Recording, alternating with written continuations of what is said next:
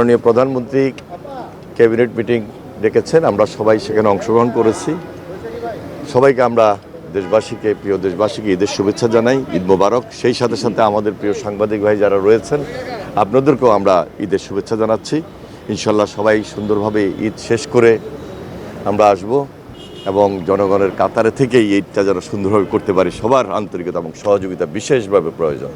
প্রধানমন্ত্রী কোনো নির্দেশনা দিয়েছেন আইন শৃঙ্খলা বা ঈদের যে আইন শৃঙ্খলা পরিস্থিতি সব কিছুই তো আমরা দেখভাল করব, এটা তো আমাদের দায়িত্ব থেকেই আমাদেরকে করতে হচ্ছে এবং করব। সর্বদা আমরা এই ঈদ উপলক্ষে জনস্বার্থে জনগণের প্রয়োজনে সবসময় কথা বলেছি, পাশে থেকেছি। এখন তো আরও দায়িত্ব নিয়েই পাশে থাকবো ইনশাল্লাহ। উত্তরায় একটা মবের মতো ঘটনা ঘটলো, মানে একজন, বাকিটা আমাদের অর্থমন্ত্রী সাহেব আসবেন, উনি বলবেন। ধন্যবাদ।